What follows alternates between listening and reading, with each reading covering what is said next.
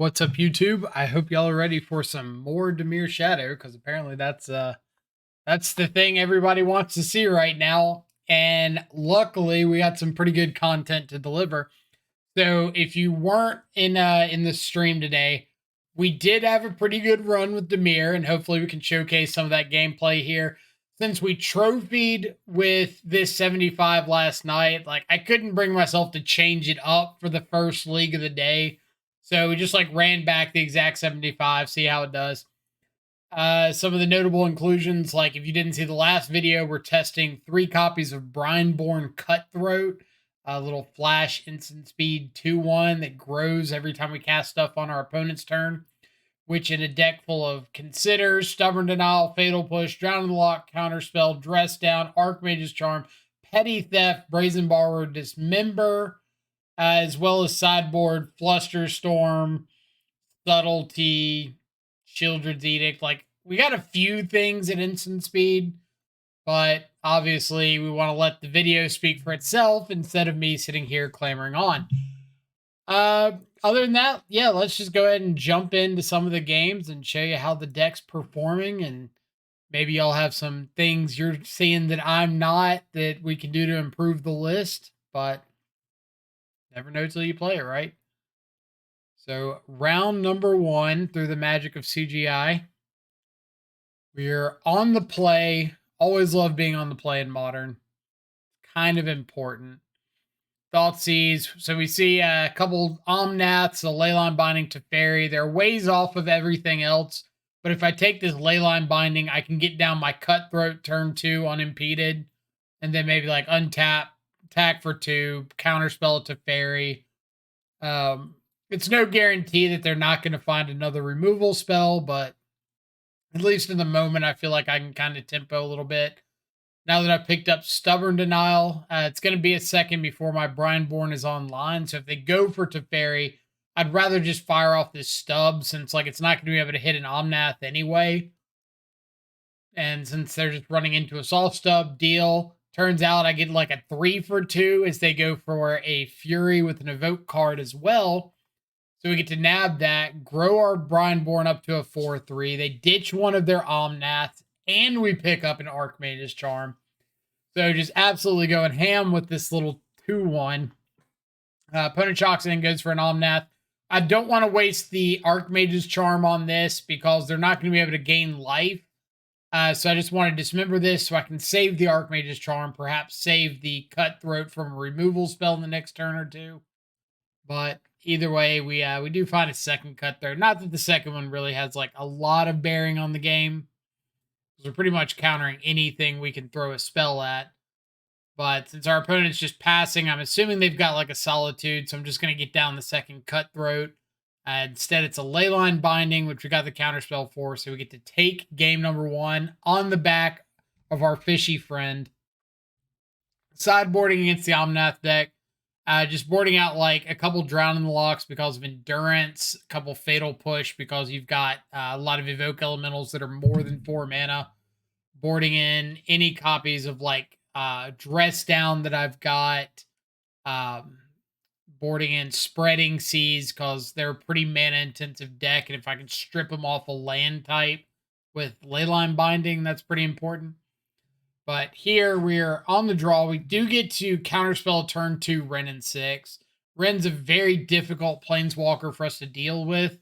So them playing that on turn 3 with no land drop means like I'm really interested in firing off the Spreading Seas. Hit the Sacred Foundry so they can't play another Wrenn. It also cuts them off white so they can't play Teferi yet unless they find another land, which they do find a forest.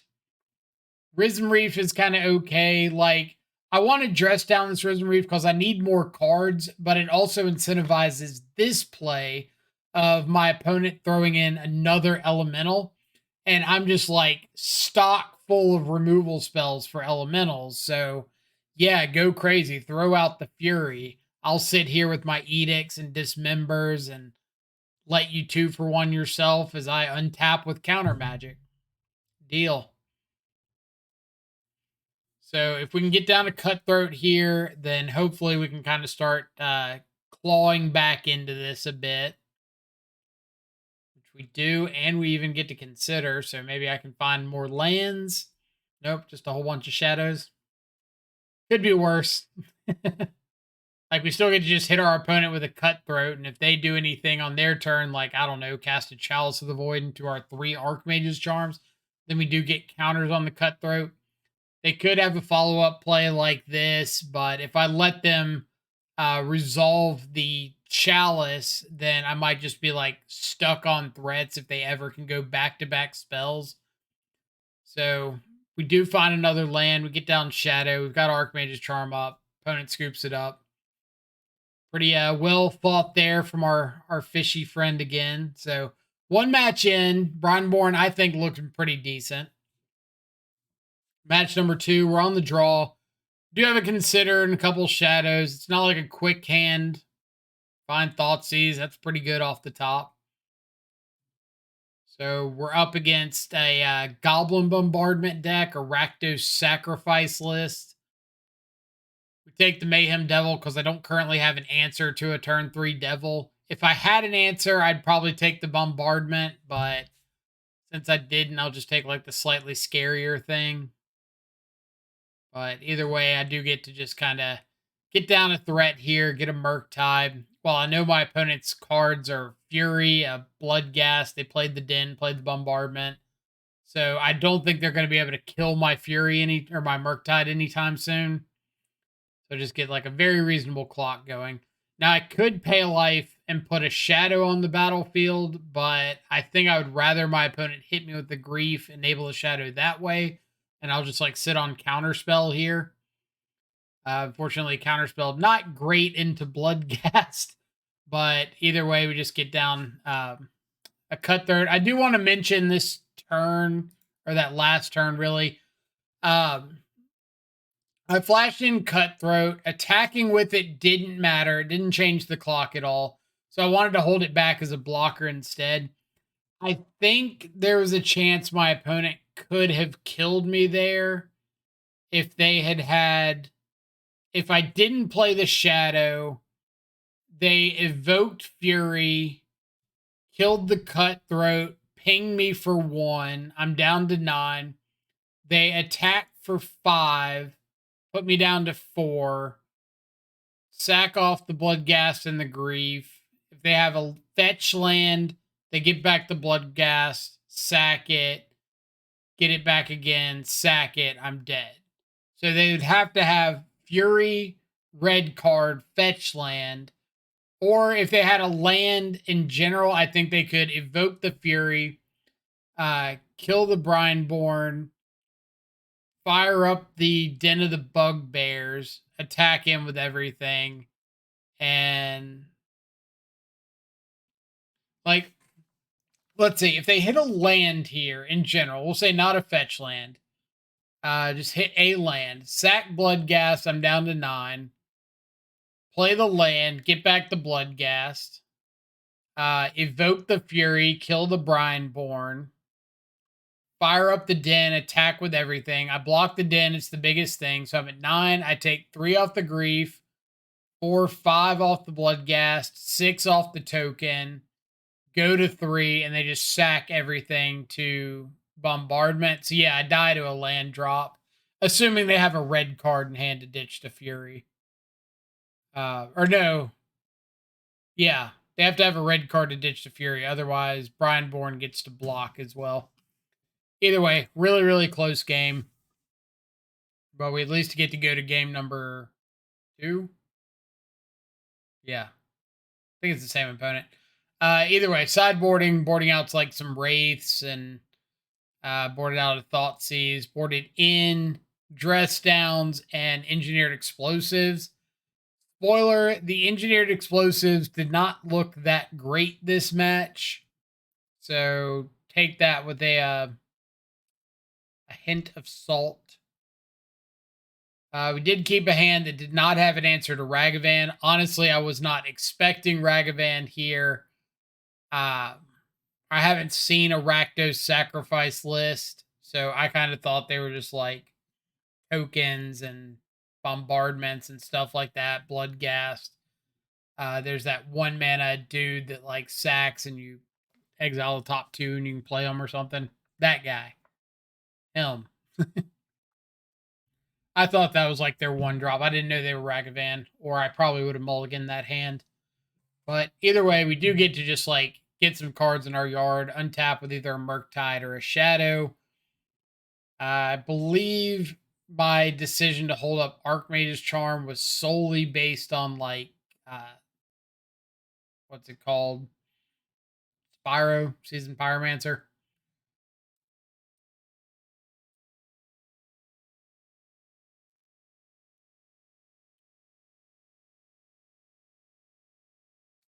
And I think I didn't play out Shadow that turn because of Fury, but I don't know why I didn't play out mURktide. Definitely should have played out mURktide that last turn. But either way, we get Shadow and a mURktide down now. We do have a reasonable clock. Unfortunately, our opponent does have Goblin Bombardment. And if you do the math, you find out we are dead to a Mayhem Devil. Actually didn't realize that. I don't think it would have changed up any of my plays, because even if I had like held up Dress Down for the Mayhem Devil, I didn't have the mana to hold it up and sack and Fatal Push after it sacked itself. So don't think it changed any of my plays if I knew I was dead to Mayhem Devil. But either way, game 3, keep a hand that's pretty reactive. We can play turn 2 Hearse if we want, but I'm not like that interested in it. We've got Dress Down. As soon as I pick up Counterspell, then that becomes my priority because I can fight over a Goblin Bombardment on turn 2. And if my opponent doesn't do anything like this, I'm just going to fire off Dress Down. Village Rites is absolutely fine. Like, they clear their own board, and I am 100% okay with that, especially when I find a land. So now I can consider plus Counterspell or Archmage's Charm, depending on what I see. If they play something I want to counter, I'm way more interested in Counterspell plus Consider. If they don't play something I want to counter, then I'm more interested in Archmage's Charm. But if I'm able to find the land, I'll just hold up Counterspell Drown. Cool. Use the Drown now because I've got the Unlicensed Hearse, so I want to make sure I'm getting use out of my Drown before I start knocking stuff out of their yard. There's like a reasonable chance I'm not going to be able to counterspell a Fury going forward, or not going to be able to drown in the lock a Fury going forward. But I do want to be able to counterspell like Spyro or something. But either way, really cool Archmage's Charm because we actually get to just find like more interaction and a threat. So when Archmage's Charm looks decent, that's usually where. All right. So they got 5 cards in hand. They attack him with a Bloodghast. Really easy sign that it's a Fury. They go for Evoke a Fury. So I'm like, oh, well, dang. I hope they don't have second Fury. Sure enough. But we do get to dress down that. So at least we get to keep the mURktide around. Unfortunately, we have like very few ways of dealing with the actual Fury. We can dress down to try to get rid of the double strike, but unfortunately they do have Terminate. So now we're like, all right, we can trade off with the Fury, but they've got Feign Death, and all I'm thinking now is I don't know how I get out of this. Fury comes back, they target the Unlucky Witness, so I decided to dress down so they don't get the Unlucky Witness trigger, and I just get to like draw an extra card, maybe find a way to deal with the Fury. They are down to 1 card. We've got like Goblin Bombardment covered and tokens covered. And now we have a mURktide. Talk about that line real quick. So in case you don't know, Fatal Push can target things that are more than 2 or 4 CMC. It just won't destroy it if it's less than, or if it's greater than that mana value wise. So in my graveyard, I've got 1 instant or sorcery. So if I play a mURktide right now without Fatal Push, it's a 4/4. If I Fatal Push, even though the Fury doesn't die, and then play a mURktide, it comes down as a 5/5. So I can survive the first strike off the Fury and trade with it instead of just chump blocking as a 4/4. So I'm kind of taking the approach of, hey, I don't have much going on. Let me just get this mURktide down and at least be able to trade with the Fury. And if they have another Undying effect or something, so be it. I can't do anything about it. Goblin Bombardment's fine because if they want to sack a Fury to deal 1 to me, yep. Then picking up Archmage's Charm's nice. So we can fight over anything that comes down, which I believe ends up being, I guess not this turn, but next turn. Go ahead and crack the EE. Just deal with the bombardment. Be mana efficient. Find Otawara. Always love a good Otawara. So now we can like bounce their Fury into turn, get an attack in. So I don't want to Otawara on my turn there because I could get an attack. They can replay the Fury, but they replay it this turn. If I attack, I have to Otawara for the most part because like I can't really afford to go down to 4 or go down to 2 right now, especially because I have to fetch and shock off this Misty to be able to Otawara. I've got no more basic islands. So I want to wait as long as I can, which means Otawaring on their instep. So that way I've got my next turn off. The turn after that, they play the Fury. And then the turn after that, I've got to find an answer for the Fury. So now they could replay it if they wanted to. I'm guessing they don't have the fetch lands available, which is the only reason I can come up with why they didn't play the Fury. Like maybe they would have had to fetch and shock twice and put themselves dead to the mURktide. But if that was the case, they probably should have just fetched pretty casually on their last turn. Here they go for a Fury and only point 1 at the Brineborn Cutthroat. No respect. So we get to Fatal Push, save our threats, and they end up scooping to that because now I've got a chump blocker for a Fury and a lethal mURktide. So on to match number 3, I think. Opening hand had no lands, no cantrips. Usually my rule of thumb is like, if I'm on the draw and I have a 1-lander with a cantrip, I'll probably keep. But if I have a 1-lander and no cantrips, I'm definitely throwing it back. So we're up against mURktide. We Thoughtseize on turn 1, take an Expressive Iteration, just leave him with like a couple bolts and Unholy Heat.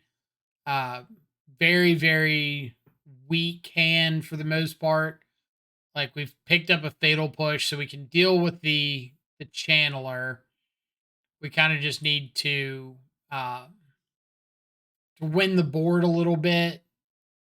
Luckily, we've got Brazen Borrower that's able to blink a threat. We've got Brineborn Cutthroat that we can go ahead and get down just to get something on board. We know their one unknown card is an Unholy Heat. Then they cast the Consider.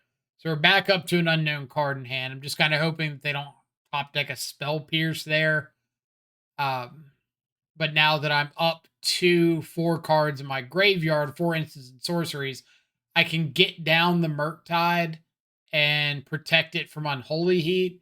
But there's not really like that big of a rush to do that. I can instead play out the Shadow, save it from Unholy Heat with the ability to tap the Fiery Islet and ping myself. And if my opponent does end up playing like a mURktide of their own or something, then I could Petty Theft, bounce it, and be in reasonable shape. But I don't really need to put myself in position to die to double bolt if I don't have to. So that's why you don't see me like pinging myself at all there. It's unlikely that they have double bolts since they've already used 2 of them, but non-zero. Here we've got a 7-card hand that has answers to Ragavan on 1. Highly, highly important. We've got threats, including a mURktide, like one of our better threats in the matchup. We could go for Dismember, but it doesn't really do much good if we can't also get down a Shadow. So we're just going to hang out, wait for petty theft or dismember. So this bauble would give them delirium, so I'm pretty interested in like killing both of their threats here. And I know I'm going to take a bunch of damage, but they are down to 2 cards in hand, and there's 2 lightning bolts in their yard. So again, fairly reasonable chance they don't have double bolt. Picking up stubs really nice because now I can fight over any non-creature spell like a blood moon. Untap, get down another threat. Playing out the mURktide here instead of the shadow because I don't want to put myself dead to an engineered explosives on 1. It's kind of free to just play out the mURktide, play around that, so choose to.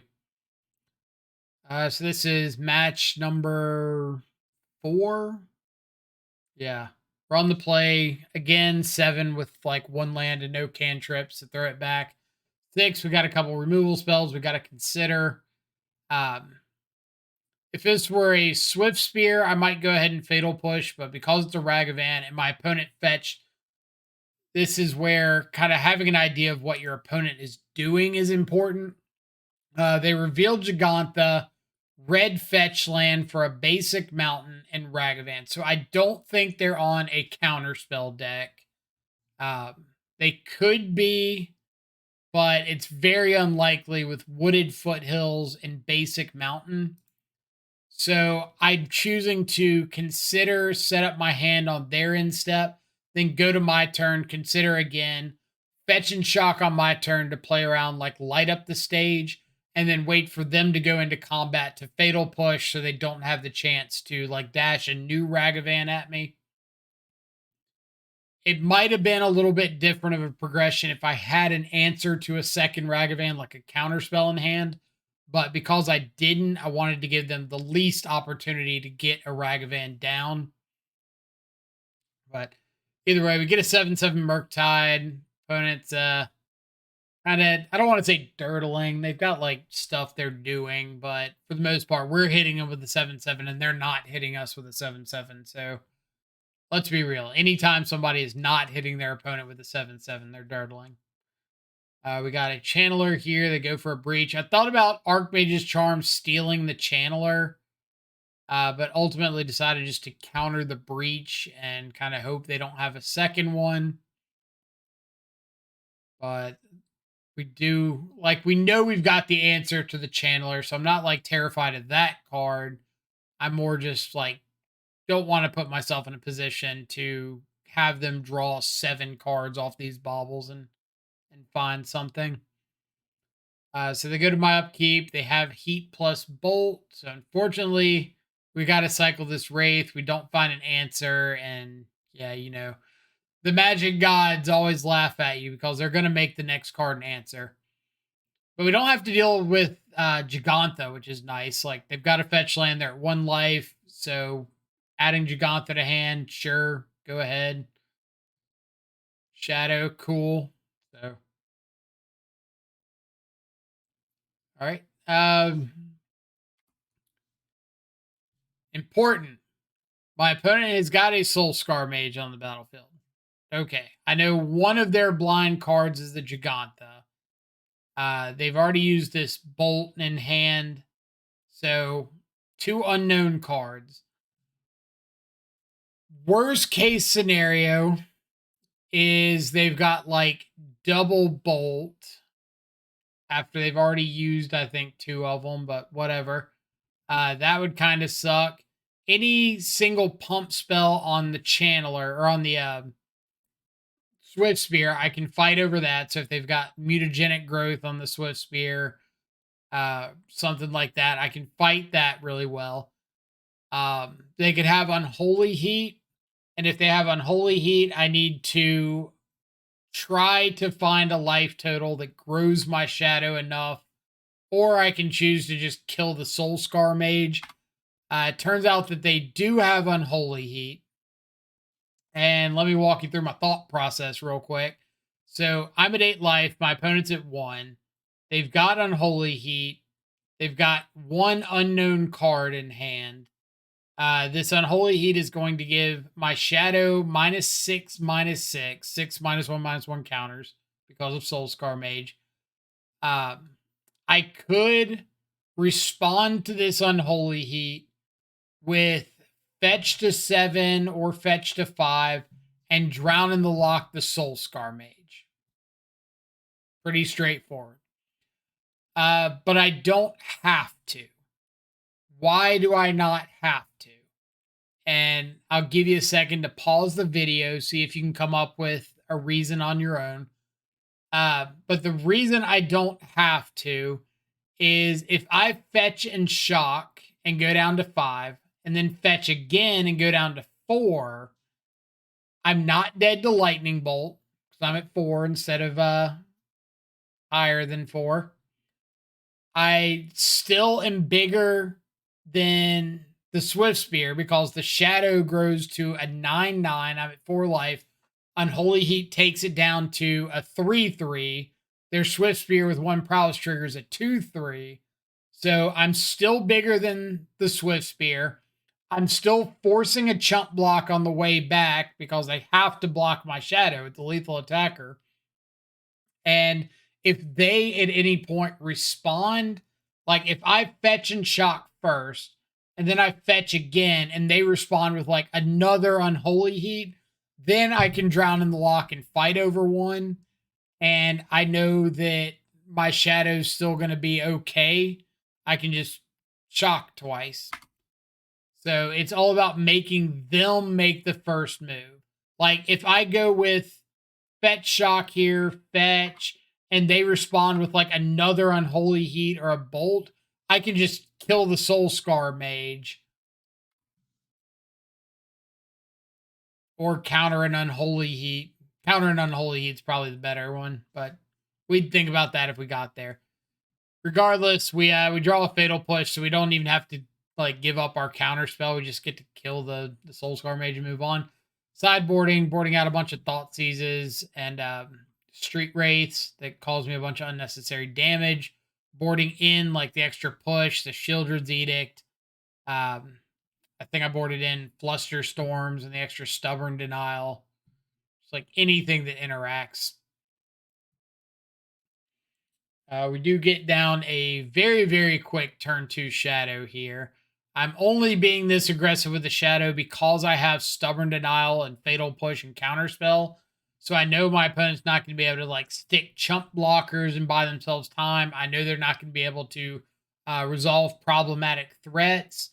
And if they do cast stuff like Expressive Iteration that takes up most of their turn, then there's a very good chance I'm just going to be able to like kill them, counter whatever they play after the iteration, and move on with my my match. So this is round number 4, I believe.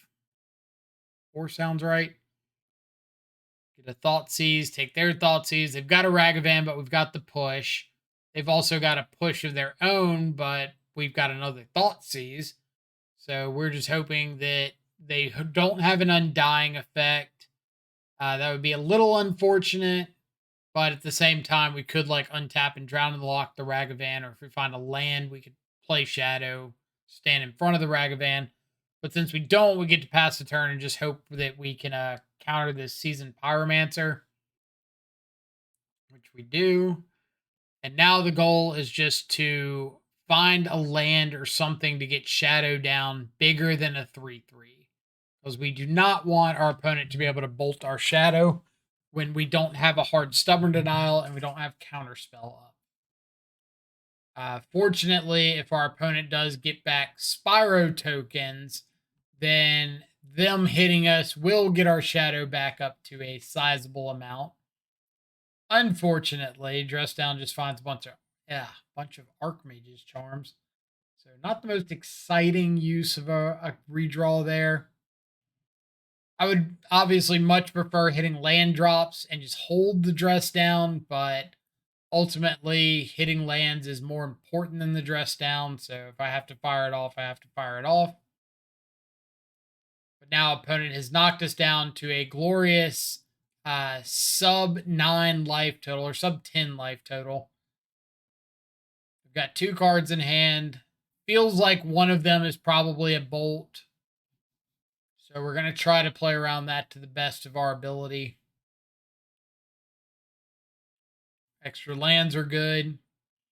We can attack in because if it is a bolt, then they can't attack back at us for lethal. And if they attack back for 1, put us to 5, we can go to 4 to use our other Archmage's Charm here to steal a threat and attack for lethal. So they can't attack at us with 1. They can't attack at us with both. So we're pretty safe there. Force some more chump blocks. I don't want to ping myself unnecessarily. I don't want to be dead to just like Ragavan Dash and Bolt or something like that. But now, like, I know my opponent's got Spyro tokens. We can, again, play around the Bolt pretty well. They just go for the double chump block, so we're just going to sit on Counterspell, see what happens. Make sure, if you're in a situation like this, assess everything that your opponent puts on the stack. Dolphy doesn't block. Dolphy doesn't do anything. There is no reason that I should care about this Dolphy, like, at all. And I can present lethal, even if my opponent has double lightning bolt here, by just pinging myself into turn, untap, pinging myself again. I never tap off of Counterspell. They're dead on board. Clean as it can be. Sideboarding against the scam deck. I'm bringing in like Dress Downs, Unlicensed Hearse. If I have any extra like Shieldred's Edicts or Dismembers or something, those are coming in. And usually boarding out like some number of Street Wraith and Thoughtseize. I don't like boarding all of them out, but a couple is fine. So you do get to Scam of Grief, take away our Street Wraith here, or take away our Fatal Push and Thoughtseize. I actually really meant to play a fetch land there and didn't. Accidentally click the island. Luckily, it doesn't really come back to hurt us, but whatever. So we draw Shieldred's Edict, which means we aren't protected from an Undying effect, but we are protected from our opponent playing a Blood Moon. So they're down to 1 card in hand, no black mana on their side. We've got 2 islands. We found a mURktide. Hope they don't have a Ragavan. They have a Ragavan. So now they're back up to black mana, but they do play out their land, which means their 1 unknown card is the Ragavan. So we can just like get down a pretty good size mURktide and say go. They find another land. We find another mURktide. That's all she wrote. So opponent draws. They cannot deal with our mURktide menaces. Scoop it up. So who cares about Blood Moon when you've just got mURktide regents? All right. So the list. The only things that I'm like pretty interested in changing around, the subtlety in the sideboard, I haven't found myself bringing in much at all. Turok's okay, but tapping out at 4 mana sorcery speed is kind of rough, so I'm probably going to end up cutting the Turok at some point. The Brazen Borrowers have been really good. Spreading Seas has been really good. We saw it in like the 4-color matchup. Strip them off white and red for 2 mana and draw a card. Dress Down's been really good. The extra Fatal Push out of the board I've been liking. I think there's like just enough scam and stuff that having the second Dismember in the main over the second or over the 4th Fatal Push is nice. But at the same time, having that Fatal Push for like the Prowess matchups and stuff like that's been very, very solid. Overall, Brineborn Cutthroat carried the 4-color matchup. It was kind of whatever against like mURktide, but it's never going to be great against an opponent playing a bunch of red-based removal. But in those matchups, you don't need it to be great. You need it to soak up an unholy heat that would be used to kill your mURktide or your Shadow or something like that. And if your opponent refuses to kill your Cutthroat for whatever reason, then you just get to start snowballing. And that's where its strength really lies. Like, they have to respect it or it will kill them. And if they respect it, hopefully something else in the deck will still follow through with that kill them threat. Otherwise, yeah, deck's really fun. I think if you're a shadow enthusiast or you're interested in picking up the archetype, this is a really cool option to check out. And hopefully these videos are doing a little bit of justice and showing y'all some cool lines and what the deck has to offer. But other than that, I hope y'all have a fantastic rest of your day. Stay safe, enjoy some good food and company. Catch y'all back on the live stream later. Adios for now.